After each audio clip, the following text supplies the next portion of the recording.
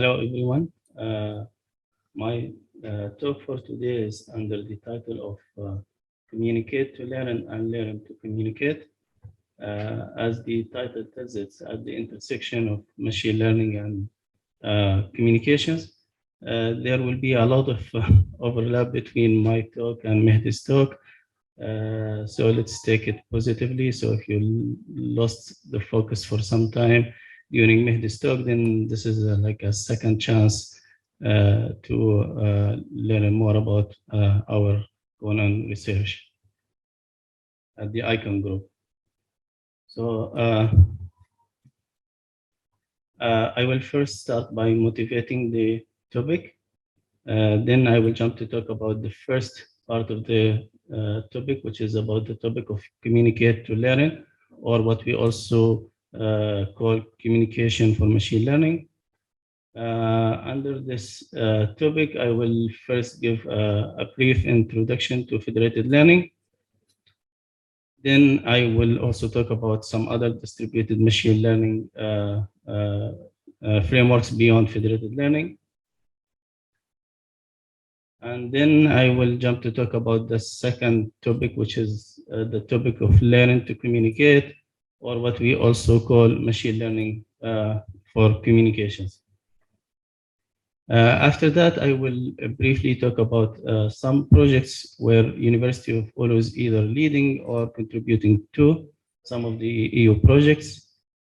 Then I will highlight a few things about our YouTube channel, followed by I will share with you some experiences for students who have graduated from University of Tripoli, and actually they moved to our group to work as research assistants.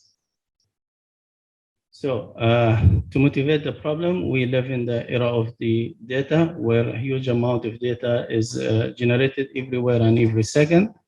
We have or about to have smart cities, smart healthcare, smart farming, connected vehicles, self-driving drones, and smart factories. And with this huge amount of data that is generated, machine learning models can be trained to solve, using this data to solve our everyday problems. In this slide, I'm showing this figure. So it plots the test accuracy versus the number of training data samples for a certain task. The task for now is not important to know what it is, but the important observation or the key message from this figure, as we can see, as we introduce more samples here, as we actually increase the training data size or introduce more samples, eventually all algorithms will perform good. And so it's actually, it's not who has the best algorithm that wins, it's who has the most data. However, data is distributed by nature, and that brings me to this question, and we need to answer this question in this slide. Why do we need to communicate in order to learn? And in order to answer this question, let's consider this very simple example. It's a very, okay, let's consider this very simple example. We need to train a machine learning model to classify an input image if it's for a dog, or a cat. So the problem is a very simple classification problem. However, if we look into a client one, we see like there's a lack of cat samples. In fact, there is only one sample, one cat sample, and it's not even a regular type of cats. So if we look into client 2, there is a lack of dog samples. Client 4 has no dog samples at all, and client 4 has no cat samples at all. So now if every one of these clients is trained separately, relying only on its data, then we will see poor performance from every one of them. So then what's an alternative solution to this problem? Maybe you wait until you collect enough data, but that may take a very long time. So then what's a better alternative solution? The solution is to communicate.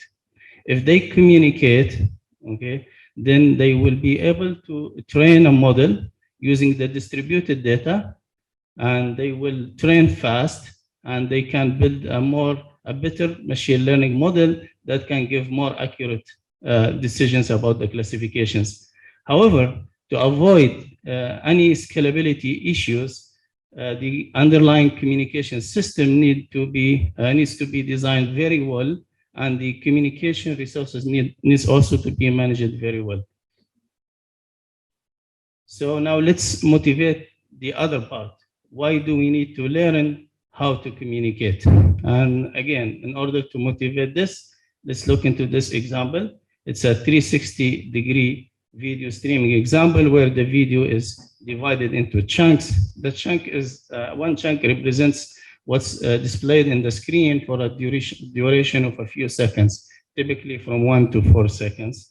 And then every chunk is further divided into tiles, where each tile represents what's displayed in one square in the screen and during the time of one chunk. And each tile is encoded into inequality levels. At the streaming time, the client or the server needs to make a fine-grained decision per tile. Should that tile be downloaded? And if so, then it should be downloaded at what quality level? And that depends on the predicted field of view of the user, as well as the available communication resources in terms of the bandwidth and channel and so on. So, however, which tile to download at which quality level, given the available communication resources, is a hard problem to solve. In fact, by the time your optimal algorithm finds the optimal solution, the user will be already experiencing this. So the rebuffering on the screen, and nothing hurts the quality of experience than seeing this on the screen. Therefore, what is a better solution? How can we avoid this issue? The solution is to learn and then communicate. So if you train a machine learning model offline using synthetic data or data that is generated from similar environment, then that model can actually, when you run it in the online setting, can give you instantaneous decisions and high quality decisions. So now, hopefully you are motivated enough about this topic. Now let's put the two systems together in one slide. So we have the communication system and the machine learning system. So in our research group, we have been actively working in the intersection of these two topics and these two systems. In one hand, we are very interested in designing the communication systems and managing the communication resources to actually enable fast, high accuracy, and scalable machine learning systems. And on the other hand, we are very interested in using machine learning techniques and tools to enable low latency, low energy, high reliability, and scalable communication systems in order to enable next generation applications. So now, after the motivation, let me go back to the first topic, which is communicate to learn. So I will start by, as I mentioned, describing federated learning at very high level. Mehdi has already talked about it. I'm just going to repeat it again, hopefully in a different way. So to understand federated learning, let's go back to what Mehdi called the classical AI or cloud-centric learning approach. In this approach, every client is sharing its raw data, is sending its raw data to a server that resides in the cloud, and that server uses this data to train a global model. That's in the training phase. However, even in the inference phase, every client still needs to send its raw data to the cloud server in order to make the inference or take the decision. And that yields the following issues. First issue is the latency issue, because even at the inference phase, the client still needs to send data to the server and receive the decision or the inference from the server. Also, there is a communication cost here because raw data is communicated in both phases, in the training as well as in the inference phase. There's also another big issue, which is the privacy issue, because here data leaves its origin. Data is actually transmitted to the server. Now let's look into the federated learning, or what we also call edge-centric learning. In this learning approach, actually, every client still have a local copy of the model, and the training is performed by alternating between two steps. The first step happens locally at the client side, where every client is performing some kind of local computation, then sends that the output of that computation to the parameter server, and then the parameter server after receiving the output of the local computations at all clients will perform one global computation, and they will share the output with the clients. Eventually, iterating this way, eventually they will all converge to the same model, a globally shared model. If we look into like this, then what we achieve, first of all, there's a low latency, because after the local copy of the global model is trained, then the client doesn't need to communicate with the parameter server in the inference phase. It can just make the inference locally. So there is no further communication after the training phase with the parameter server. And also there will be lower communication cost, because the model parameters are transmitted only in the training phase. And finally, the privacy issue is less concerning here, because the users do not transmit their raw data. So now, now I come to the mathematics of federated learning at very high level. I'm not gonna go deep in technicality today. So the federated learning problem is formulated as this global, optimization problem, where we are minimizing this global function, which is a function of a global model. This function is sum of separable functions, where the end function is owned by the end worker or client. The canonical approach to solve this problem is to run the distributed gradient or stochastic gradient descent algorithm. This algorithm at very high level works as follows. The parameter server will start with the initial guess for the global model, which then the parameter server will start with the initial guess for the global model, and that is downloaded by all of the workers. Then every worker will compute the gradient of its local function with respect to this model, and then will upload that computed gradient to the parameter server. The parameter server will aggregate all the received gradients to form the system gradient, which is actually the gradient of the global function, because the global function is sum of separable functions. Then it will perform one GD step. So at iteration k plus 1, the model theta k plus 1, or the model at iteration k plus 1 is equal to theta k minus the learning rate or the step size times the gradient. So why we are moving in the negative direction of the gradient? Because that's a direction where the function is decreasing.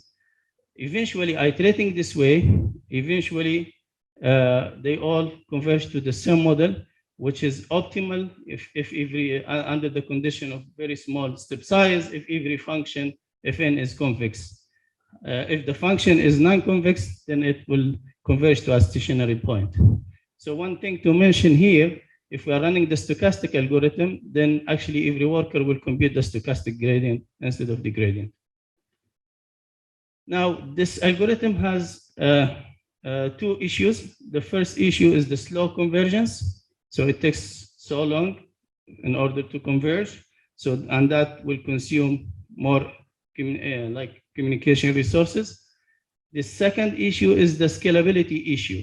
So as we introduce more, as we increase the number of clients, and where now here in this setting, every client is transmitting at every iteration. So as we introduce more clients, and those clients are competing on the available communication resources, the bandwidth and stuff, then a scalability issue will face us there. So in order to, so then the question that has been raised, can federated learning be made faster, scalable, and more communication efficient? And in fact, the last maybe 5 to 7 years, there have been a lot of work in federated learning and how to make federated learning communication and energy efficient. We at our group contributed to the research community with like a number of algorithms and works to enable fast and communication efficient federated learning. We actually proposed algorithms for both star topology based networks as well as fully decentralized networks, including static and dynamic networks. I'm not going to go into the details of our works, but the good thing is that many of these algorithms and these papers are described in our YouTube channel. So if you are interested to know the details, including the problem formulation, the proposed algorithms, and even the mathematical proofs for some of them, as well as the implementation of the algorithms using Python and TensorFlow, all of this information are available in our YouTube channel. So beyond federated learning, I will just highlight these two, and Mehdi has already mentioned this. I will highlight these two frameworks. First one is the split learning framework. As you can see from this figure, not only the data is distributed, but also the model itself. The model itself is distributed between the client and the server. And actually, this scenario is very useful for like energy limited small IoT devices, where the energy that is required to run the model is beyond the capability of the IoT device. In that sense, in that scenario, yeah. So when we split the model, we can actually reduce the amount of energy that is needed at the client side. And this is only one configuration. Mehdi showed more configurations where like only the middle part is actually running at the parameter server. So even the label is hidden from the parameter server in that configuration. So we also propose a number of algorithms and frameworks to make split learning more communication and energy efficient. The other framework is meta-learning. Meta-learning, actually, what we are not interested in learning or training a global model that is shared by all users. Actually, the objective here is different. Given models that have already been like learned for different tasks, but these tasks have some kind of similarity. Okay, then the goal, given these models, we need to train a good initializer. Then if a new task comes later that has some similarity with these tasks, we do not need to start from scratch. We can start from this model, and with very limited number of samples, with very few samples, we can fine tune this model to work good for the new task. And when every local model here, these models owned by different client or user, then it becomes distributed meta-learning. So now I come to the second part, which is about learning to communicate. And here, very briefly, I'll talk about like a few algorithms we designed to enable fast and efficient resource allocation for wireless networks, algorithms and frameworks that are based on machine learning. So for example, here, as you can see, I share three works at different layers in the OSI model. This one is at MAC layer, the physical layer, and the application layer.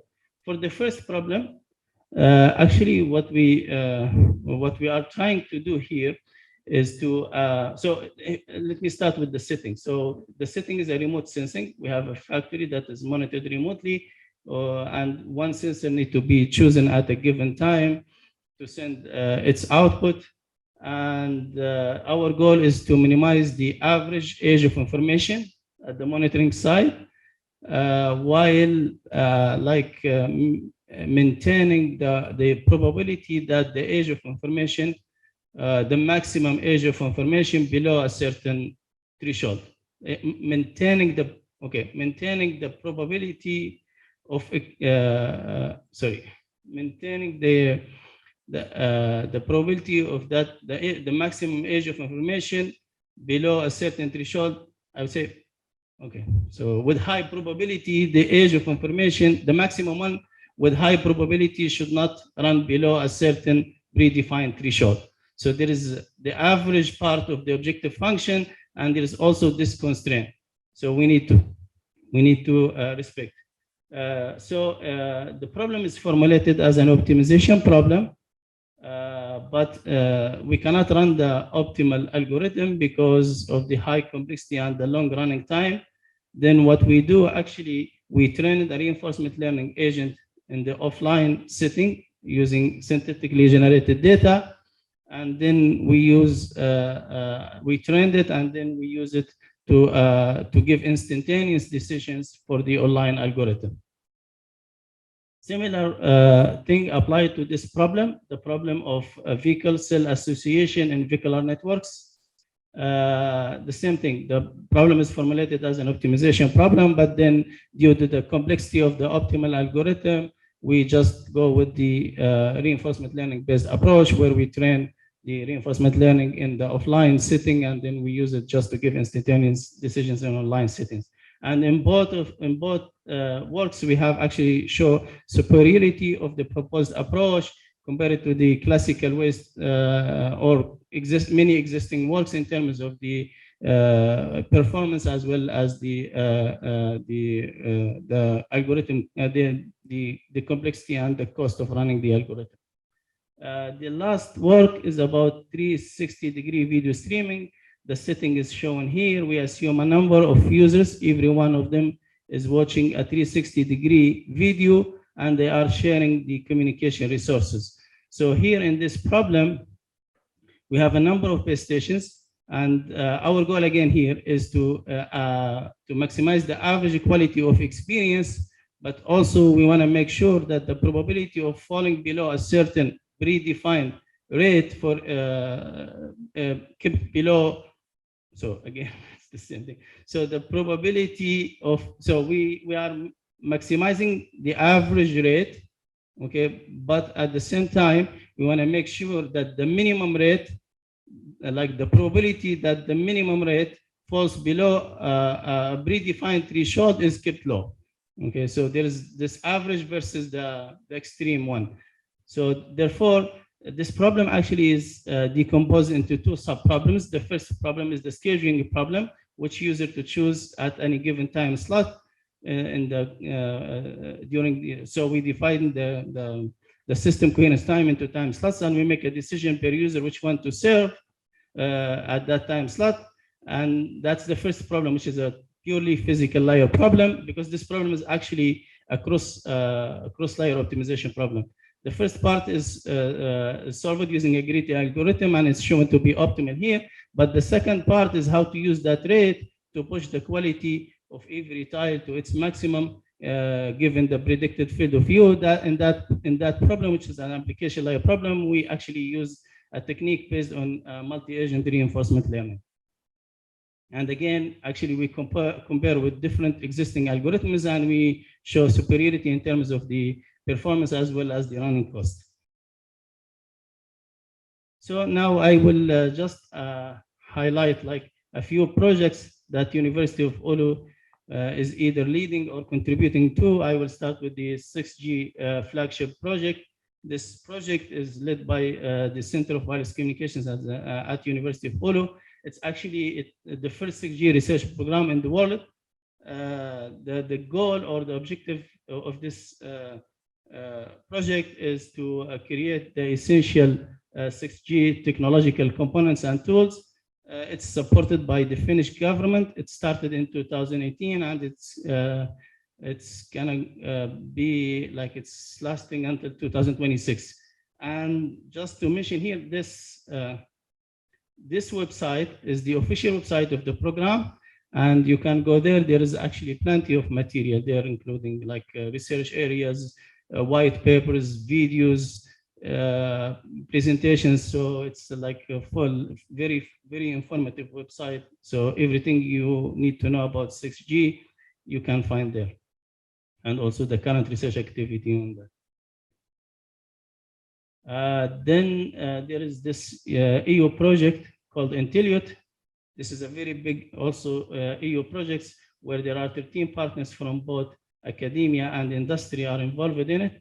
And in fact, some of our developed machine learning algorithms have been implemented in this project. And the goal of this project is to take the agriculture, healthcare, and manufacturing systems to the next level, or to build the next generation of those systems.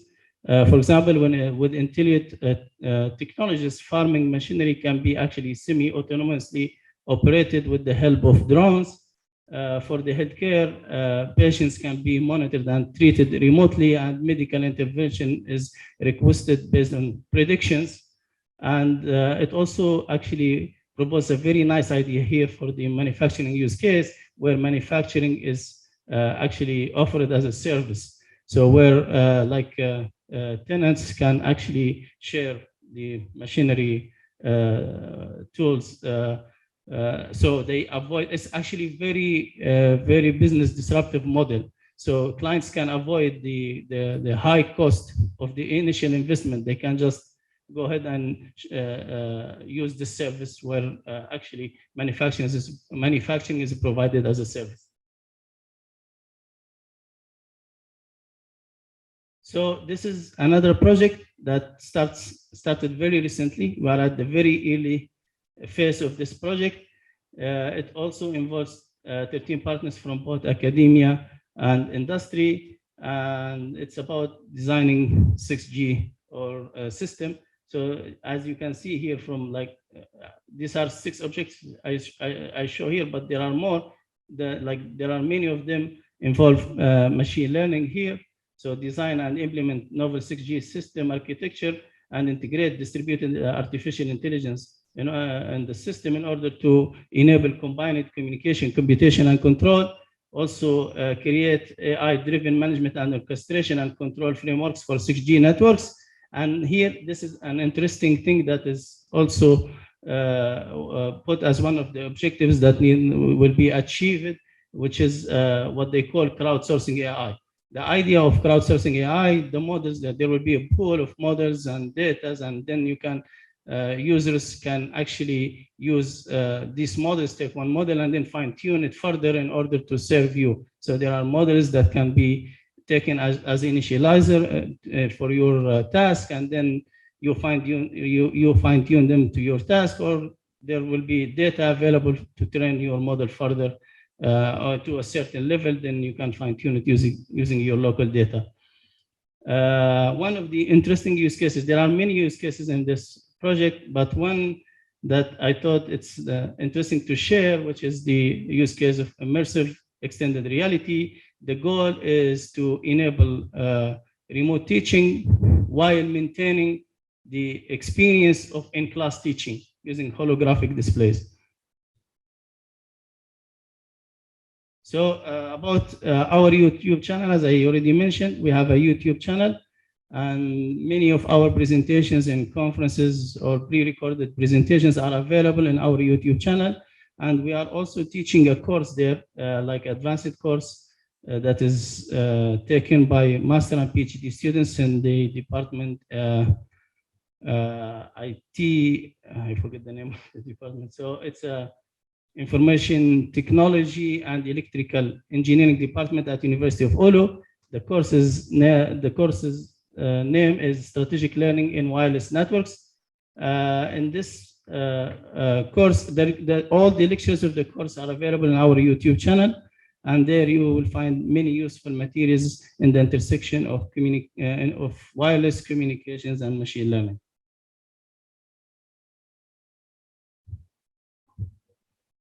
Yes, at this slide. So,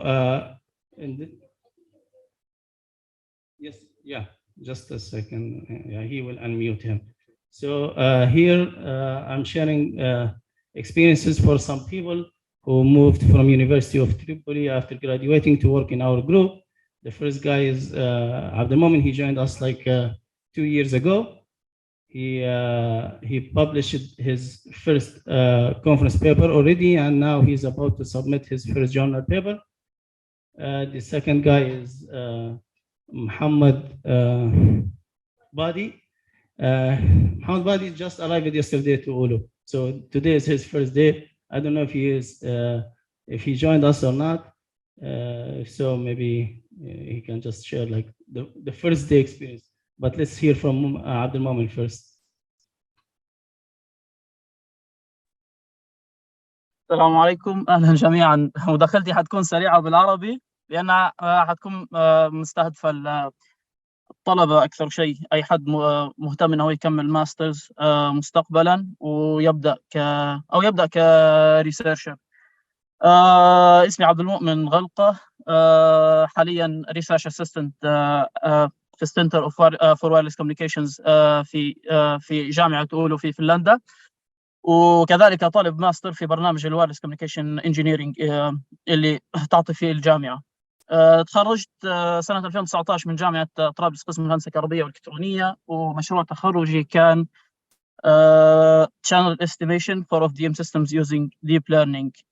في وقتها كانت بداية استخدام الماشين ليرنينج تكنيكس في الوايرلس كوميونيكيشنز بشكل عام. فاول ما شفت الاوفر هذا قدمت، وكنت جود فيت في الريكويرمنتس اللي هم كانوا طالبينها في الجامعه. وبدات الانترفيو الاولى، الانترفيو الثانيه، وبعدها قبلت والحمد لله وصلت فنلندا في شهر 5 2021.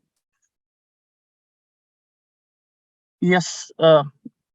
حاليا زي ما قلت ادرس في قسم في البروجرام في الوايرلس كوميونيكيشن انجينيرنج بروجرام. وحاليا لي سنتين اشتغل، تقريبا سنتين اشتغل في السنتر فور وايرلس كوميونيكيشن في الايكون جروب باشراف دكتور مهدي.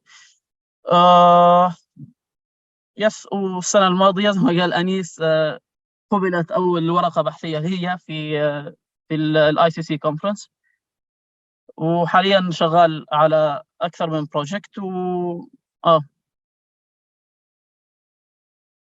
والحمد لله. فاي حد انترستد ان هو يكمل كماستر ستودنت او حتى يبدا يعني مستقبلا يكون حتى ريسيرشر، ف انا اقول ان University of Oulu is gonna be a good choice for him or her. Okay. شكرا عبد المؤمن. اوكي شكرا. ما نعرفش اذا كان محمد بادي موجود او لا، بس that's fine. محمد بادي just arrived there, so yeah, that's fine. Okay, so I think with that, let me just go back to the slides. Yes, with that, I'm done with my presentation and ready to take your questions if you have any. Thank you.